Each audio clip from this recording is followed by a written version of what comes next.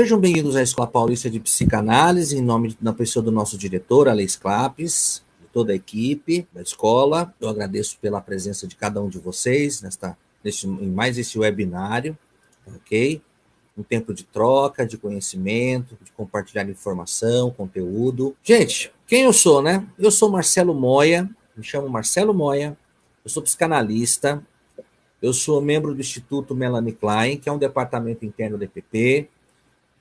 Sou formado pela EPP, já caminho com a EPP há 10 anos, e atualmente eu integro a equipe docente do programa de formação da escola e também de cursos de extensão da nossa Escola Paulista de Psicanálise. Eu resido no interior do Paraná, mais precisamente no norte do Paraná, então meu amor porta, verdade, porteira vai ficar bastante evidente aqui pelo sotaque, ok? Moro no interior do Paraná, na região no norte do estado. E se você quiser obter mais informações a respeito do nosso trabalho, eu coloquei aqui para vocês o nosso site, www.marcelomoya.com.br. Temos ali as demais informações a respeito do nosso trabalho, da nossa caminhada, da nossa história. Está tudo bem resumido e disponível para vocês ali na página. Tá certo? Então, mais uma vez, alegria compartilhar com vocês esse material, um texto bastante inquietante, intrigante, e considerei bastante relevante, né, para o tempo que estamos vivendo. Ok, alguém conhece, eu já tinha ouvido falar desse artigo de Freud? Bate-se uma criança? Alguém que está aqui na sala, de alguma maneira já tinha? Ah lá, a Mara disse que já tinha. Já leu, Mara, esse texto? Você já tinha lido esse material ou não? O César também conhece o material. Muito bem, gente. Qual que é o nosso objetivo aqui hoje? Preste atenção. Pegar um texto dessa envergadura, embora não é um texto extenso se comparado a outros materiais de Freud, nós teremos aqui material para se explorar durante muito tempo. Não seria suficiente, num prazo de 40, 50 minutos, de trabalhar esse material com a devida profundidade que ele merece. Por quê? Porque, tal qual os demais textos de Freud, são materiais ricos de informação. São materiais de pleno conteúdo, de uma sequência de conceitos que mereceriam, com certeza, uma exploração em loco, cada caso, cada um. Mas o que nós queremos fazer aqui hoje? É apresentar para vocês esse artigo de Freud, mas sob as lentes de uma observação mais abrangente. Nossa intenção aqui não é se limitar a questões de natureza técnica, ou clínica, ou tampouco psicodiagnóstica. Nós nem teríamos tempo hábil para fazer isso aqui, e claro que merece, como eu disse, mereceria um capítulo à parte trabalhar alguns aspectos mais de natureza clínica, tendo como pano de fundo um material dessa dimensão. Então a ideia é a gente colocar uma lente, um holofote sobre o texto e tentar analisá-lo para além da sua natureza técnica, teórica ou clínica, ou essa ideia psicodiagnóstica, né, como Freud, de certa maneira, sustentava com muita precisão. Então, por que eu estou dizendo isso para vocês? Na verdade, a intenção não é discutir teoria pela própria teoria. A teoria é discutir a teoria tão somente como uma teoria de psicanálise. Mas é se utilizar dessa teoria como um modelo para além da nossa clínica e utilizá-la como uma base para a gente pensar os fenômenos da sociedade moderna e a dinâmica das relações humanas. Por que eu estou dizendo isso? Que é possível você extrair uma teoria psicanalítica, transformá-la num modelo para você pensar o mundo, de ampliar os seus horizontes, de poder construir um olhar diferente do mundo pelos vértices da psicanálise. De pegar uma teoria psicanalítica, por exemplo, e pareá-la, colocá-la lado a lado de experiências do mundo para além da experiência clínica ou das dimensões da relação analisando-analista ou das visões psicodiagnósticas de Freud. A ideia exatamente é, olhando para o mundo, a gente poder saber que podemos contar com teorias na psicanálise que pode nos ajudar a ampliar horizontes e nos ajudar a pensar e a observar o mundo por outros vértices. Ou, de certa maneira, de uma maneira muito séria, a gente vai brincar um pouquinho com a teoria. A gente quase vai fazer um uso quase que alegórico, sem que isso seja demasiadamente jocoso, né? Ou irresponsável, mas de uma maneira muito criativa, a tentar apontar para vocês que vocês não precisam pegar a teoria e se limitar apenas para um uso clínico ou teoria por própria teoria. Tudo bem? Então é nessa pegada que a gente pretende caminhar aqui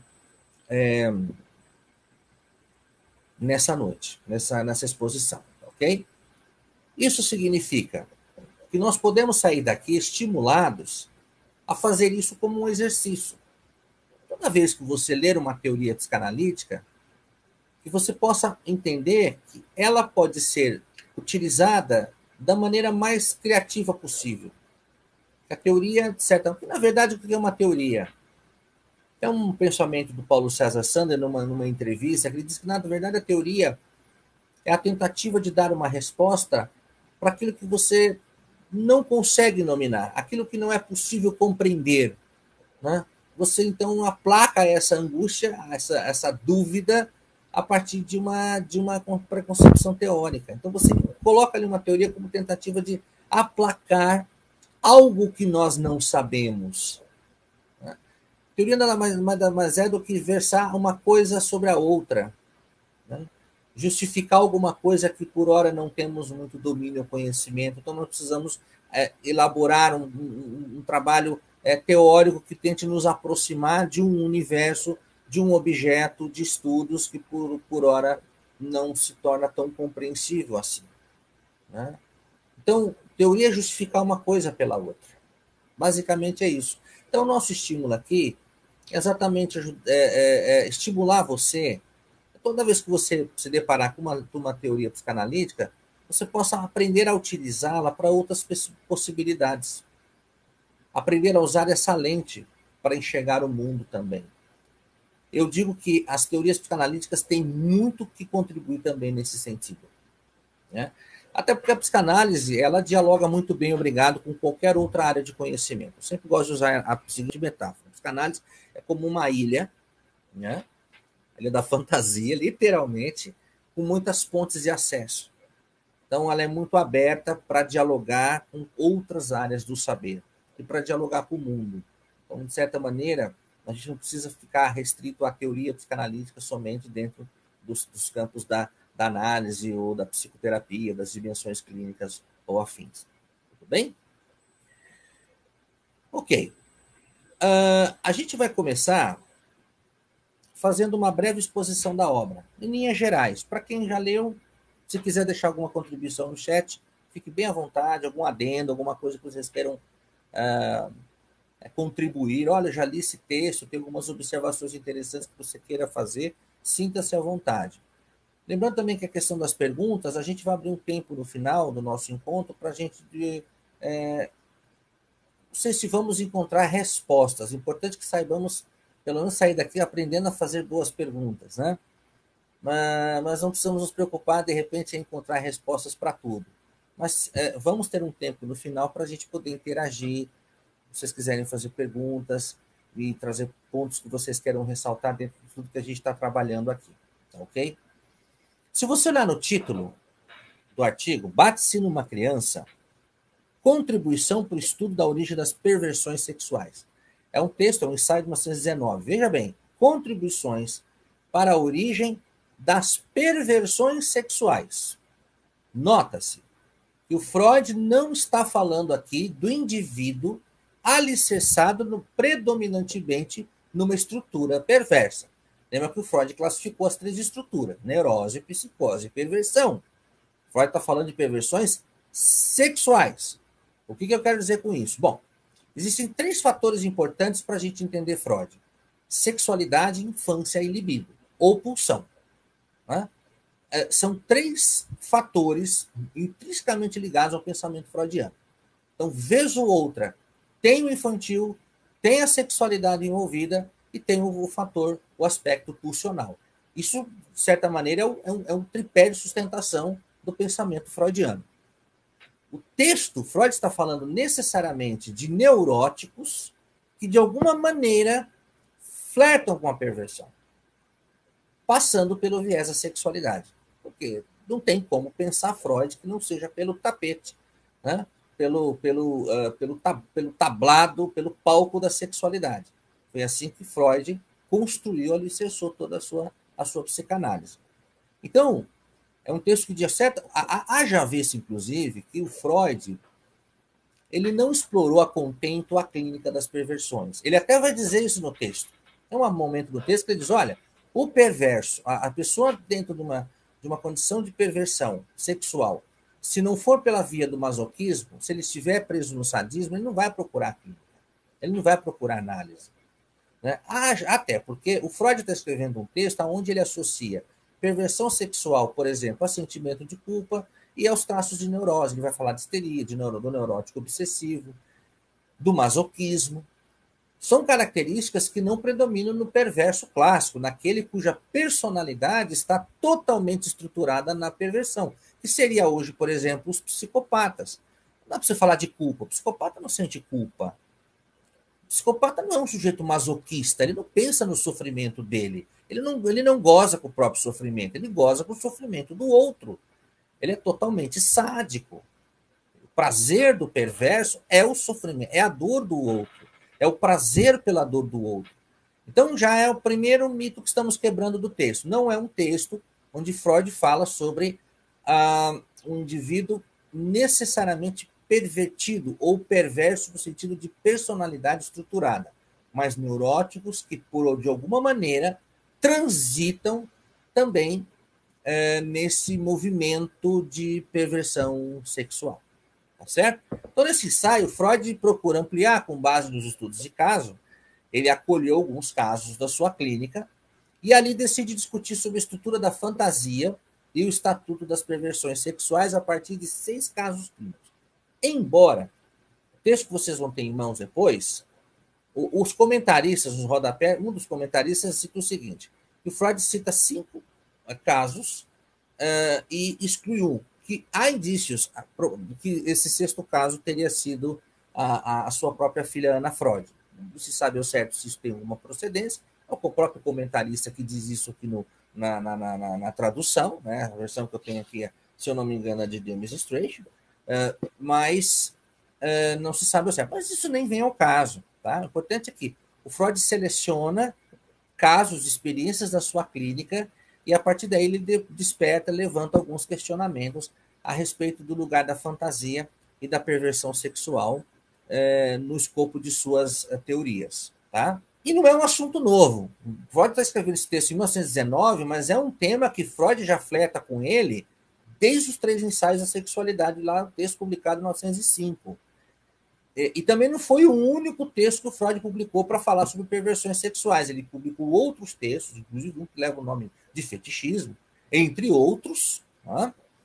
Que o Freud, vez por vez ou outra, tenta se aproximar do conceito de perversão sexual. Como eu disse, o Freud não constituiu uma clínica baseada na perversão. Toda a clínica do Freud está alicerçada na clínica da neurose, assim como a escola inglesa na clínica da psicose, por exemplo. Mas ele deixou alguns fios soltos, ele deixou algumas pontas soltas muito interessantes. Até hoje ainda não se constituiu uma clínica psicanalítica com a perversão, até porque o próprio Freud, numa frase do texto, matou essa charada, olha, dificilmente perverso, vai procurar análise. Então, talvez até por essa relação, é difícil você pensar um trabalho da clínica com ênfase num perverso clássico, desse de personalidade estruturada, o pervertido, né, o psicopata, etc. e tal. Mas aqui ele, então, decide dar uma contribuição. Por quê? Porque ele se interessa pelo tema do masoquismo, que era muito notório em pacientes neuróticos, principalmente histéricos e obsessivos, e aqui ele introduz uma discussão sobre a clínica da perversão e essa relação que ela possui com a neurose. Nesse caso, o que ele vai chamar de fantasia perversa, do neurótico, com alguma probabilidade da paranoia. Ele diz isso num parágrafo, olha, pode ser que isso nos leva, isso tem um desmembramento da psicose, mas não é o objetivo desse artigo, então nem vou mais falar desse assunto.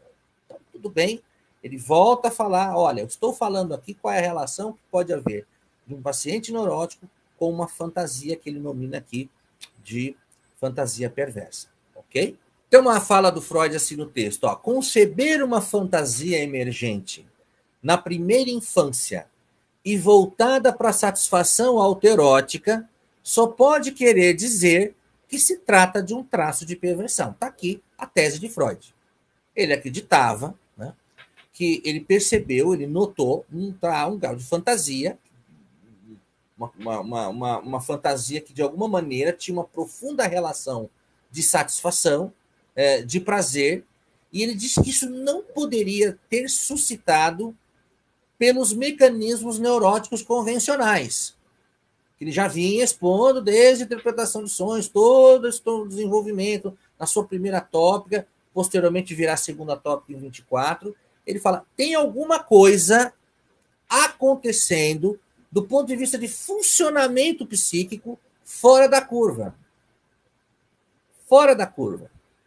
Ele já estava, de repente, até 19, ele já estava com toda essa ideia de funcionamento, de neurose, de vida psíquica muito bem estruturada, muito bem organizada. Mas ele acreditava que, para uma fantasia estar elevada, estar investida com alto grau de prazer, isso não seria possível somente pelos mecanismos convencionais da neurose, exatamente por causa da força exercida pelo recalque.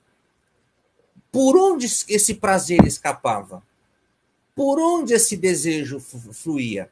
Né? Então ele diz, não, então tem alguma coisa que acontece fora da linha, fora da curva, alguma coisa paralela, alguma coisa subversiva, alguma coisa acontecendo além desse mecanismo. Então aí é onde Freud fareja essa possibilidade de dizer, olha, me parece que às vezes as águas da neurose elas correm com um odor de perversão.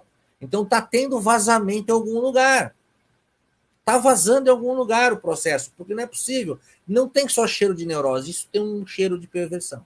Então, segundo Freud, a fantasia perversa da surra, que ele vai falar no texto, ela era vivenciada, e como que ela era? A partir de cenas reais. Então, ele vai trazer essa informação a partir de informações que pacientes traziam para ele na clínica, que tinha uma relação com aquilo que ele vai chamar aqui no texto, metaforicamente, de fantasia da surra. E ele vai dizer como que chegava essa fantasia na sessão. Normalmente, eles associavam a relatos de cenas reais com a família. Né? Ele cita no texto que já naquela época, principalmente os jovens, tinham acesso a algumas literaturas e que essas literaturas, de alguma forma, estimulavam e influenciavam no desencadeamento dessas fantasias, mas principalmente ele vai ressaltar o fator escolar. Por quê? Não sei se vocês sabem, Freud vem de uma cultura vienense, né? Fim do século XIX, numa transição ali, fim de era vitoriana, mas aonde os modos ainda eram, os padrões eram muito conservadores. Entre esses valores, esses padrões, o modelo escolar ainda se batia na criança, se repreendia a criança na escola. Se vocês assistirem o filme The Wall, do Alan Parker, Pink Floyd, um momento que o professor batia nas crianças, puniam as crianças em sala de aula, gritavam com elas de forma extremamente agressiva e, em alguns casos, aplicava até a violência com o uso de um chicote, uma régua, por exemplo, para bater naquela criança. Então, era muito comum, no tempo de Freud, a criança ser repreendida fisicamente pela figura do professor em sala de aula. Né? Algo que, na vida moderna, é absolutamente inconcebível. Embora aconteça algumas coisas por aí, né? Ainda até hoje, infelizmente. Mas você não pensava nisso. Imagina, fim do século XIX, início do século XX, e essa cultura perdurou durante muito tempo ainda, principalmente no Brasil, onde se dava ao docente, ao professor, autonomia, inclusive, se necessário fosse, de exercer a correção de modo físico, ou seja, batendo. Isso também acontecia na ambiência religiosa, de certa forma. Né? Ok? Muito bem. Claro que a ideia aqui não é a gente aprofundar a respeito dessa questão da perversão, porque merece um capítulo à parte. A escola já tem, inclusive, alguns vídeos, alguns webinários sobre fantasia e sobre perversão, onde ressalta o texto, a ideia, o conceito com maior profundidade. Mas eu recortei aqui a questão da indicação de um livro da Elizabeth Rodinez, que se chama Parte Obscura de Nós Mesmos, onde ela vai traçar um pouco dessa questão de como que a neurose flerta com a perversão, né? Todo mundo, vez ou outra, transita por aspectos perversos. Todo mundo dentro de si, vez ou outra, tem algo perverso dentro de si. E esse livro trabalha esse assunto com muita propriedade. Inclusive, a IPP tem um vídeo disponível no YouTube de um curso breve que nós tivemos em São Paulo, na Martins Fontes, já há alguns anos, mas o tema é bastante atual, inclusive tratando desse tema, a parte obscura de nós mesmos. Procure lá nos canais no YouTube da IPP, a parte obscura de nós mesmos foi um curso breve. Ah lá, Márcio confirmou, obrigado. Nós temos disponível esse material lá, muito legal, traçando esse tema da relação da perversão com os neuróticos de cada dia, né? Um dos componentes da função sexual, olha o que Freud vai nos dizer, teria se antecipado, que ele vai farejar, ele vai investigar. O que está acontecendo? Onde está vazando? Por que essa água da neurose está vindo com esse cheirinho de perversão? Tem vazamento em algum lugar. E aí ele diz, um dos componentes da função sexual teria se antecipado aos outros no curso de desenvolvimento, tornando-se independente prematuramente. E irá se fixar como traço de perversão infantil. Essa perversão não necessariamente dura a vida toda quando recalcada e substituída pela sublimação, ou seja, aquilo que é o desejo socialmente aceito, né? Por exemplo, caso contrário, ela se conserva até a fase adulta com traços de aberrações sexuais. Eu recomendo um vídeo muito legal, um documentário no YouTube, A Ira de um Anjo. Alguém já assistiu? Falando sobre a experiência de uma criança com traços de perversão. E todo o processo, um documentário dos anos 90, está disponível lá no YouTube, só procurar A Ira de um Anjo. Tem tanto um filme, virou uma produção cinematográfica, mas tem um documentário real, onde ali é exibido os vídeos com as sessões que eram feitas pelo psiquiatra com a criança, com traços severos de perversão. E alguns artigos que você encontra também na internet de depoimentos dessa criança agora adulta, já adulta, e todo o processo de transformação dela. É muito bacana, vocês também quiserem ter acesso, né, para entender como que isso é um fenômeno predominantemente arcaico, extremamente rudimentar da natureza psíquica dos indivíduos. Né? Então, o que Freud está querendo dizer é que é um mecanismo que vai acontecer em algum momento ali, num momento bastante rudimentar da vida psíquica, mas que se não for muito bem alinhado, ajustado e organizado, ele vai deixar vestígios para a vida adulta e vai trazer desdobramentos e implicações na vida dos adultos, que era exatamente o que ele percebia ali na sua clínica. Bom, antes, porém, a gente precisa ter uma noção do que é fantasia e perversão sem que seja necessário traçar traçar algo mais profundo nesse sentido. Para o Freud, a gente pode pensar que fantasia é aquela ideia que nós temos de nós mesmos, né? Do nosso mundo, da nossa realidade. Mas o próprio Freud, num parágrafo, ele vai explicar ali, dentro do contexto do texto, o que ele pensava ser fantasia. E eu fiz uma extração aqui livre, né, adaptada, e ele mais ou menos vai dizer no texto assim, que fantasia seria uma ideia, uma representação ou uma situação imaginada ligada a sentimentos elevados de prazer, podendo ser reproduzida inúmeras vezes de maneira consciente ou inconsciente. Dá um exemplo lá, o onanismo ou, no caso, a masturbação, por exemplo, né? Entre tantas outras possibilidades. Então, uma ideia, uma representação, algo mental que é investido com uma quantidade muito grande de satisfação, de prazer, né? Então, aliás, parte dessa fantasia não deixa de ser um precipitado, né? Desse resto de energia pulsional, né? Que através do trabalho da pulsão se desloca para o campo das ideias e essas ideias passam a ter uma conotação bastante sexualizada, erotizada, investida dessa sexualidade, dessa libido. Então ele vai dizer que fantasia é isso. Já ele não explica necessariamente o que ele entende ser perversão ali no texto. Ele toca o barco, fala é perversão e ponto. Mas o dicionário de Laplanche nos descreve perversão da seguinte maneira: são formas de obtenção de prazer atípicas. Na visão freudiana, algo fora da curva. Por quê? Porque o Freud defende uma coisa chamada norma. Norma é o coito, pênis e vagina, ou seja, o prazer é obtido por outros objetos e modos sexuais. Aí ele segue. Fetichismo, exibicionismo, pedofilia, bestialidade, ninfomania, voyeurismo, sadomasoquismo e a lista segue. Nota-se, né, que é uma forma de obtenção de prazer fora daquilo que era tido como normal. É difícil falar hoje em dia a respeito de normalidade. O que é normal para mim pode não ser para vocês e vice-versa. O Freud, ele, como todo o seu trabalho, né, foi sustentado, herdado da medicina e ancorado na teoria da sexualidade, ele precisava se utilizar de conceitos, evidentemente, também ligados à sexualidade. Nem eu falar de sexualidade, de repente está falando de repolho, tomate, cebola. Não dá. Ou de carro, motor, estrada. Ele tinha que usar conceitos, todos eles interligados ao tema da sexualidade. Então ele diz o seguinte, que há um modo de funcionamento psíquico que ele chama de normal. Os neuróticos de cada dia, não os neuróticos mórbidos, adoecidos, como ele assim descrevia. E esse traço de normalidade é tão normal quanto um coito, quanto um pênis e vagina. Veja bem, então ele se utiliza desses conceitos para construir essa abstração, essa metáfora, essa analogia, quase que uma alegoria mesmo, para dizer, olha, mente funciona assim, mente saudável é que nem pênis e vagina, é tudo dentro da normalidade. Né? Agora, saiu disso, não é mais normal. Então nós temos que dar um nome para isso.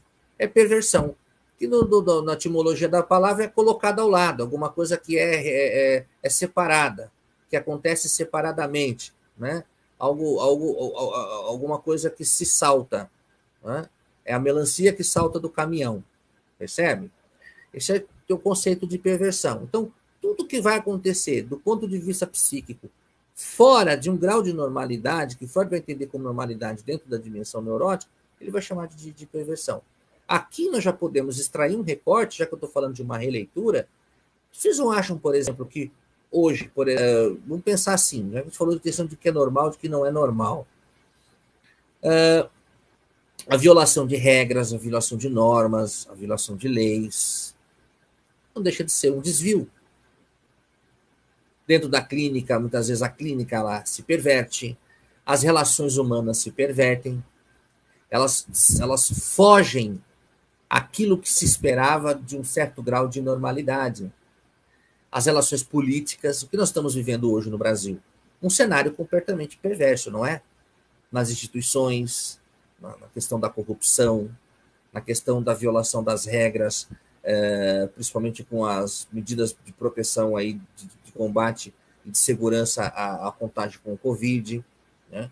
E a gente vê as pessoas lá, vamos esbanjar, vamos para a praia, vamos brincar, vamos aglomerar, vamos fazer. Esses tempos aqui no interior do Paraná, pegaram um grupo, a polícia flagrou um grupo de pessoas fazendo festa no meio de um canavial. Fizeram isso, escondido na cana, uma plantação de cana, e o som comendo alto, não tinha como não identificar, não achar, né? Não dá nem do drone para localizar. E a polícia baixou lá e todo mundo sem máscara, se abraçando, se pegando, então, e deu um BO e virou mídia, foi parar na imprensa isso daí, né, na mídia. Então, a gente vê assim, uma quantidade de violações acontecendo, isso não deixa de ter uma conotação perversa. Nota como a gente já começa a pensar e observar as coisas, tendo como pano de fundo essas premissas psicanalíticas. É nesse sentido que lidar com a teoria psicanalítica ela vai nos dando esse sabor, vai sendo enriquecida dessa possibilidade de, olha, eu conheço uma teoria quando Freud escreveu sobre isso para um outro fim, mas que pode ser usado para a gente ampliar essa discussão. Tá?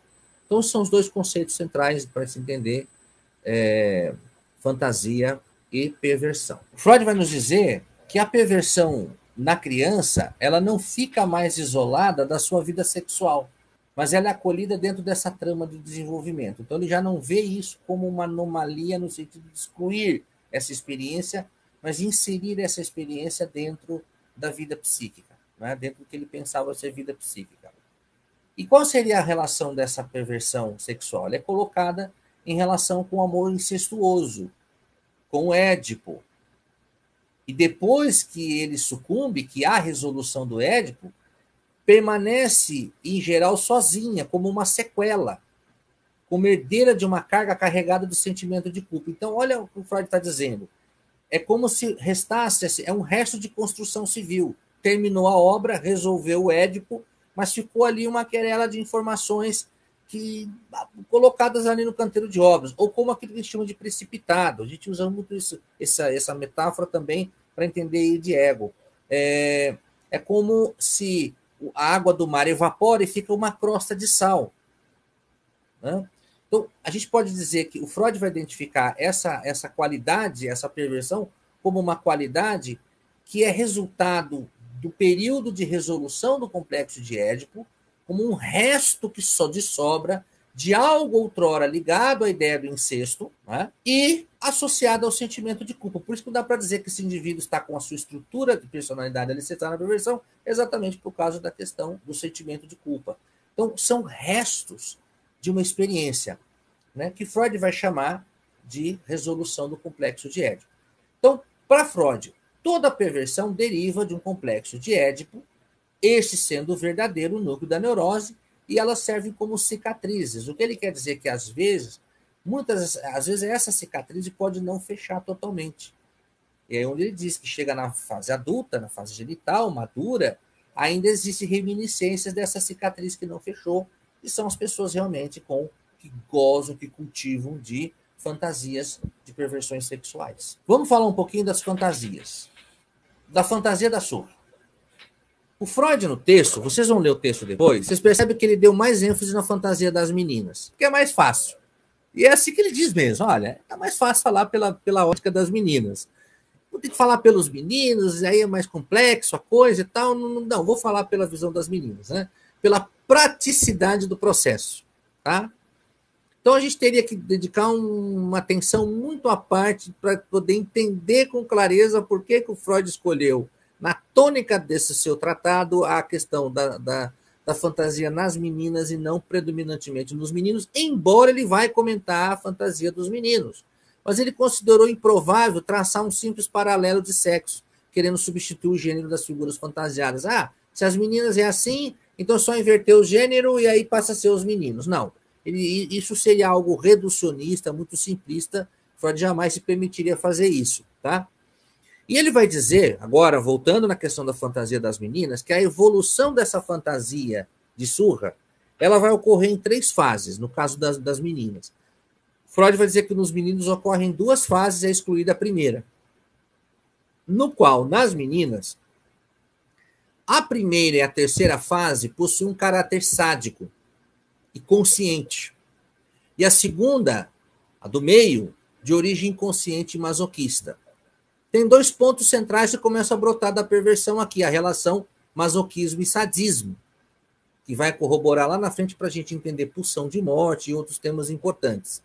Então, o Freud diz também no artigo que esse tipo de fantasia ela podia ser reavivada se estivesse adormecida ou reforçada se ela estivesse presente, ou ainda produzir mudanças no seu conteúdo.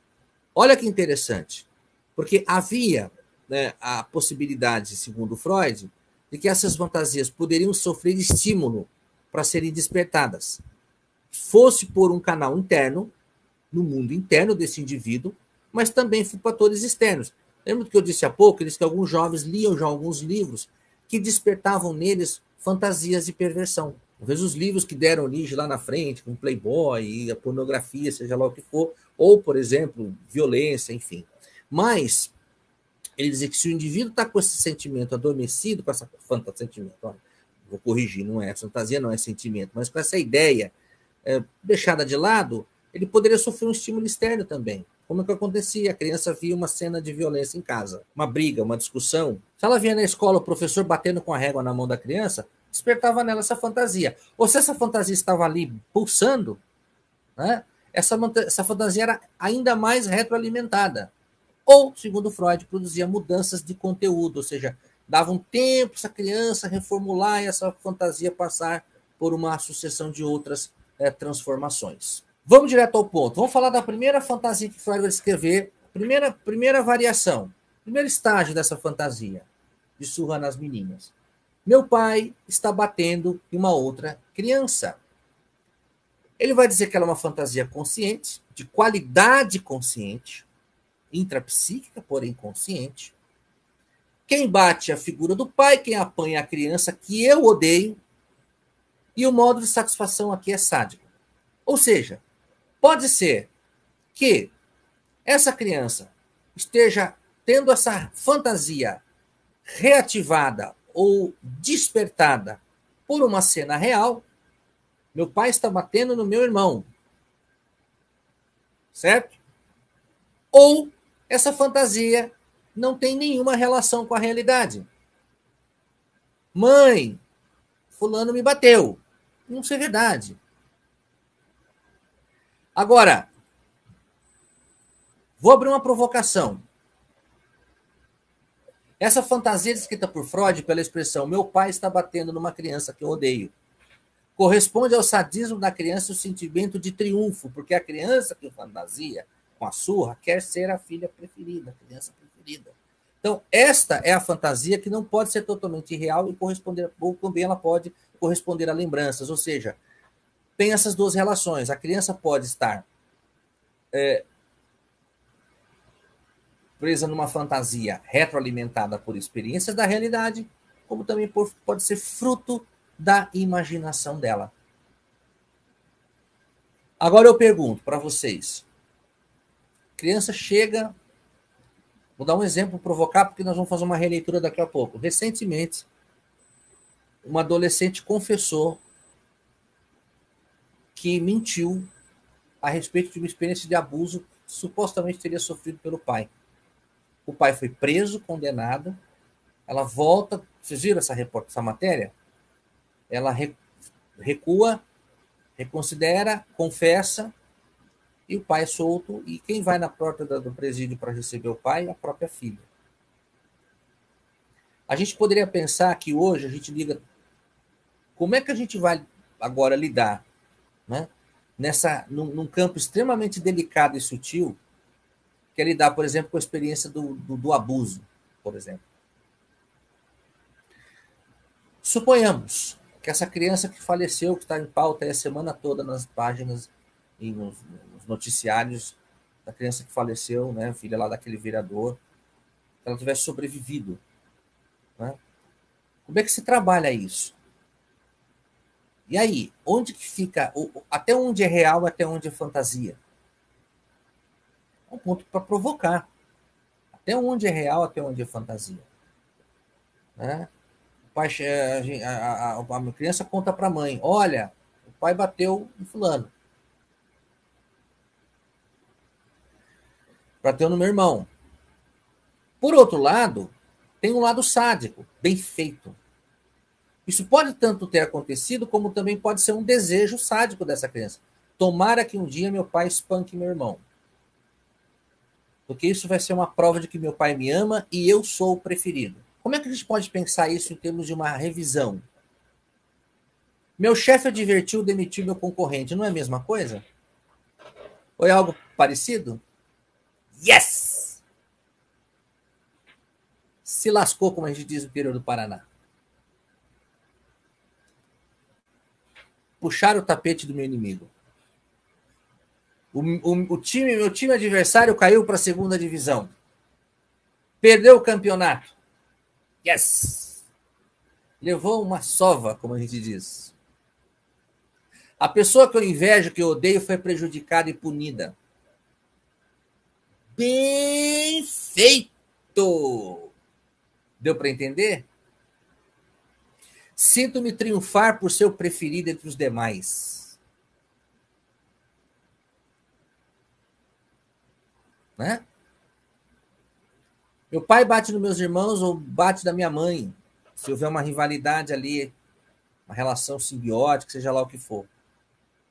Pode ser que eu também esteja pensando assim, antes eles do que eu, me livrei de uma. E eu noto aqui também nessa experiência uma certa ânsia por proteção e vingança. Quem em algum momento já não ansiou por isso? Por uma necessidade de proteção, de dizer assim, tomara, né, os deuses vinguem, né, cometam essa vingança e estrangule, e destrua, e exploda, e seja lá o que for. Quem em algum momento já não nutriu esse tipo de pensamento? Já não flertou com o sadismo? Mesmo que sejamos neuróticos, Os neuróticos de cada dia, nós não tenhamos flertado em algum momento com esse tipo de perversão, né? A questão é que aqui tem uma natureza sexual. A criança goza com essa informação, ela tem prazer com essa informação. Eu senti prazer de saber que o outro está sofrendo. Tem um caráter sádico aí. A segunda fantasia. Meu pai bate em mim. Freud vai dizer que ela é de qualidade inconsciente. Quem bate é o pai. Quem apanha sou eu. E aqui tem um lado masoquista totalmente associado ao sentimento de culpa. O Freud vai considerar essa segunda fase a mais importante para ele. Porque a fantasia da surra é plenamente inconsciente e tem origem no sentimento de culpa da criança que fantasia. Quem apanha, no caso, que adota essa posição passiva, é a própria criança que narra. E quem bate é o ator ativo, o pai. Essa fase da fantasia da surra da menina surge quando o recalque é realizado e o sentimento de culpa transforma o sadismo em masoquismo. Graças a todo o procedimento de recalque, resolução do Édipo. O desejo original instigante da fantasia era para ser fisicamente possuída pelo pai. O desejo original, grave isso, era ser possuída pelo pai. Reprimido em sua origem, esse desejo incestuoso foi reprimido, foi recalcado. Ele foi deslocado para o desejo de ser submetido ao meu pai fisicamente, dele apanhando. Tem um caráter masoquista e satisfação. A fantasia cumpre aqui dois papéis. Realizar o desejo, substituto de apanhar do pai, e a criança entender que isso é uma forma de demonstração de amor, pasmem. Meu pai me bate porque me ama, assim como o papel da punição, de castigo pela realização do desejo incestuoso proibido. Um dia desejei meu pai, então ele me bate por razões muito justas. Eu mereço o castigo, eu mereço apanhar. Assim ocorre a transformação do sadismo e masoquismo por regressão da libido através da influência do sentimento de culpa. Gente, preste atenção agora onde a gente pode chegar. Muitas vezes, quando a gente nota situações, o Brasil está assim, numa investida muito interessante, muito bacana de combate à violência doméstica, principalmente a violência contra a mulher, violência urbana também. E às vezes a gente vê uma reportagem, a gente fica indignado e fala, por que essa mulher fica ali? Ah, tem os fatores sociais, tem os fatores econômicos, às vezes depende do marido, não tem renda, não tem emprego, tem os filhos. Mas lendo esse texto, quando eu li esse texto pela primeira vez, eu falei, eu acho que tem fatores inconscientes envolvidos aí. Por que muitas vezes as pessoas insistem em ficar presas a relacionamentos tóxicos e abusivos? Por que não sai? Porque não dá conta. Como Freud vai dizer, se não houver um trabalho analítico ali para ela se dar conta de alguma coisa, dificilmente isso vai acontecer. Por que tem indivíduos que optam, insistem pela estrada do sofrimento? E no caso de uma relação de violência e abuso, quando é que a criança está dizendo a verdade ou ela está fantasiando? Então, aqui no segundo ponto, o Freud está falando de uma relação de amor e castigo. Mas, Marcelo, você quer dizer, então, muitas vezes que a pessoa, mesmo apanhando, mesmo sendo abusada, inconscientemente ela acredita que ela está vivendo aquilo porque ela merece? Provavelmente. O Freud não escreveu um artigo uma vez, por que as pessoas não enriquecem? Não enriquecem porque elas têm um trauma, um complexo de não se sentir melhores, prósperas do que os pais? Que eu não posso, imagina eu ser mais rico, ou ter mais dinheiro, ou ter mais posse, ou estar numa condição melhor que meu pai e minha mãe? Pode escrever um artigo para sobre isso. O indivíduo ele não consegue avançar, prosperar, dar certo na vida, porque ele sempre tem um bloqueio dentro dele. Não, eu jamais eu posso me sentir mais afortunado que meus próprios pais. É neurose, gente. As implicações inconscientes e as fantasias envolvidas muitas vezes dentro de uma relação, de um relacionamento tóxico, abusivo, violento. Tem consciência do que, da natureza e da gravidade disso também. Porque não é às vezes só num estalar de dedos, cai fora. Vaza. Algumas saem. Algumas têm que sair até por medidas protetivas. Não sei se nós temos advogados aqui na sala, mas elas saem por questões de necessidade, precisa afastar, e mesmo assim o abuso, o abusador às vezes persiste, o violento, e às vezes até chega em vias de feminicídio, coisa parecida. Então, a gente fica se questionando e às vezes até contestando por que muitas vezes a parte agredida ou a parte abusada não tomou uma medida mais radical. Talvez porque existam ali fatores inconscientes com os quais ainda ela não se deu conta, não soube lidar. Meu pai me bate porque ele me ama. Ou então me bate porque certamente eu fiz alguma coisa de errado, então ele está me punindo e eu mereço esse castigo. Mas isso é uma fantasia, não é real. Por isso que ele diz, é totalmente inconsciente. Não tem nenhuma relação com a realidade. Perceberam isso? Sim, pessoal. Notar a dimensão do processo, como uma boa análise pode ajudar, muitas vezes, uma pessoa que esteja presa nesse movimento, uso de violência, por exemplo. Então, mas é porque, né, ele me ama, ele me bate porque ele me ama. Ou ele me abusa porque ele gosta de mim, ou ele porque eu mereço. Porque aí ativa a fantasia inconsciente do incesto. E vamos para a terceira. Terceira fantasia. Outros batem outras crianças.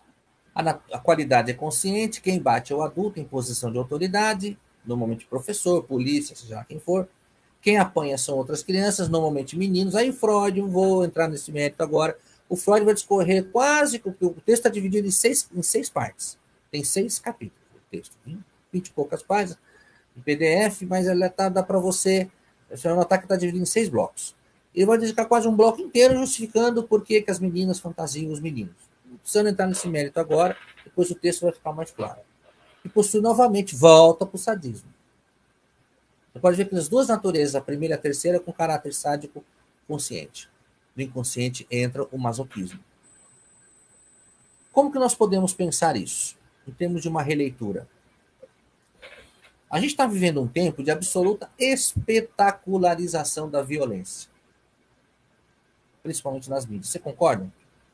Nunca houve um anseio e um apelo tão grande pela ridicularização e essa coisa de violência virar show. Quantas pessoas se sentem, como é agradável muitas vezes para o indivíduo ficar vendo na frente de uma televisão, por exemplo, o povo se matando, se pegando. Grava lá, briga na frente da escola, 2 meninas se pegando no cabelo e se jogando na frente da escola, filme e coloca em rede social e todo mundo assiste. Né? Então, de certa maneira, parece que isso desperta muitas vezes no indivíduo esse tipo de revivência de fantasia sexual perversa. Das pessoas ali, alguém batendo em outra pessoa, em outras pessoas, essa relação do bandido-polícia. O que mais se vê hoje nas mídias são cenas, né, de briga. Futebol acontece muito isso. Né? E o pessoal ainda grita no estádio, porrada, porrada. Né? Um crescimento exacerbado do interesse por jogos, desenhos e filmes violentos. Né? Isso acontece. Um interesse sempre teve, não é nenhuma novidade, mas nunca tanto quanto agora. De pessoas que têm um prazer em visualizar, em perceber que alguém está esmagando alguém, está espancando outra pessoa, está tirando sangue da outra pessoa. E aqui o Freud vai dizer que ela estabelece uma identificação, ou com quem bate, ou com quem apanha. Eu coloquei lá que o caráter é sádico, mas é masoquista também. Na terceira fase da fantasia das meninas, quem apanha são outras crianças e quem bate não é mais o pai, mas um substituto, podendo ser o professor, por exemplo. O que ocorre nesse momento da fantasia é o retorno ao sadismo da primeira fase. Quem apanha são outras crianças, mas com essa fantasia ocorre após a segunda fase. Então, o recalque já atuou e a satisfação não é mais sádica, somente. Eu coloquei lá sádico, mas é sádico e masoquista. Tá? É masoquista também porque a criança que apanha é um substituto de quem fantasia. Eu me vejo na criança apanhando.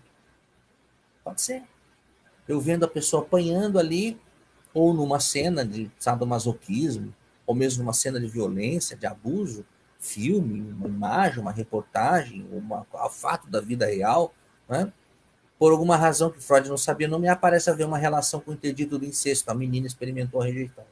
Frustrada, abandona o feminino, passa a desejar o menino, e assim, na fantasia da terceira fase, quem apanha são os meninos, substitutos da fantasia. Como eu expliquei há pouco, Freud vai ampliar esse assunto lá no texto. Né? Por que ela opta pelos meninos? Exatamente por essa substituição do pai pelo menino. Mas percebem essa questão mais consciente de se sentir assim, representado, seja por quem agride, ou seja no papel de quem é agredido. Isso é muito forte, gente, nos tempos que estamos vivendo. Né? Não é verdade?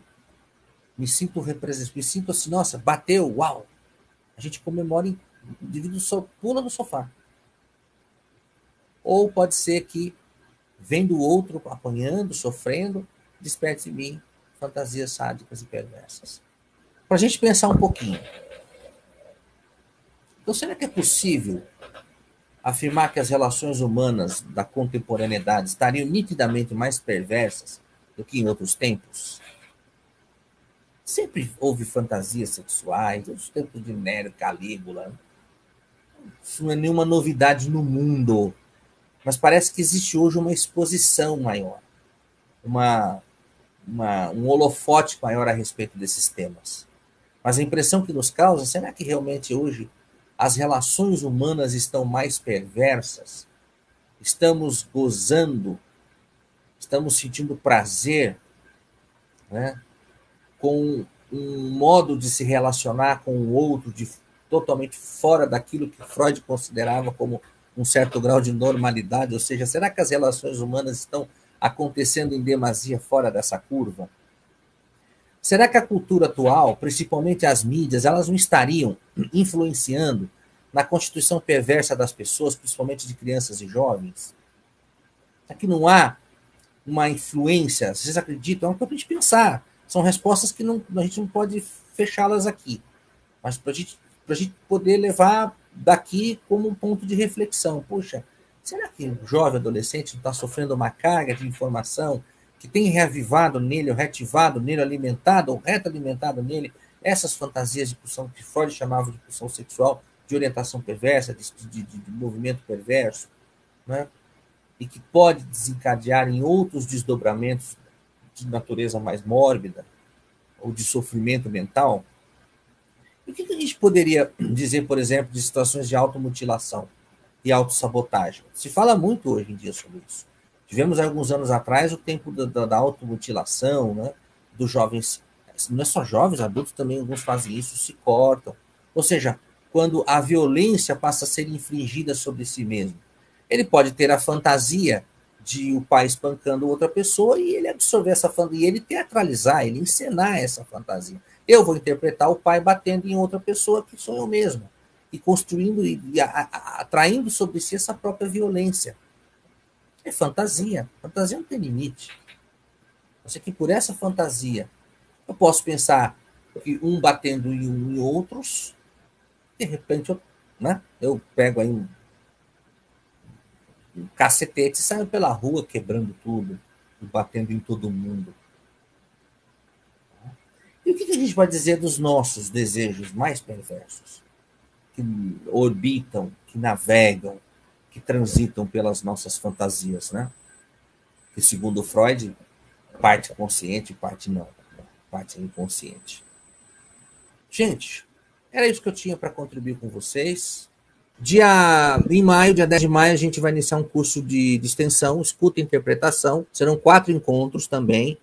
Algo bem conceitual, bem objetivo. Para quem trabalha já na área psi, para quem já é do universo psi, que é psicólogo, que é psicopedagogo, hoje é psicanalista, trabalhar a dinâmica da interpretação, da escuta, a gente vai trabalhar isso em 4 semanas no mês de maio, tá? As informações estão descritas aqui no slide, para vocês obterem mais informações lá e clicar no link do curso para ver direitinho todo o nosso o programa e o que vai ser compartilhado ali nesse material, tá? Muito obrigado. Eu desejo a vocês aí uma ótima semana, um bom resto de ano. Espero poder reencontrá-los em outros momentos, em outras ocasiões da nossa escola. E desejar a todos na esperança, né, de dias melhores. E sem nenhum clichê, dizer vamos se cuidar, vamos se resguardar, se preservar, né? E acreditar que isso tudo está para terminar aí logo, né? E até breve. Para quem está vendo o webinário pelo nosso canal do YouTube, a gravação, não deixa de deixar o seu joinha, seu gostei, ative o sininho, né, para você receber as notificações, e aí você vira nosso fã. Não deixa de seguir a gente nas redes sociais. Muito obrigado e até a próxima.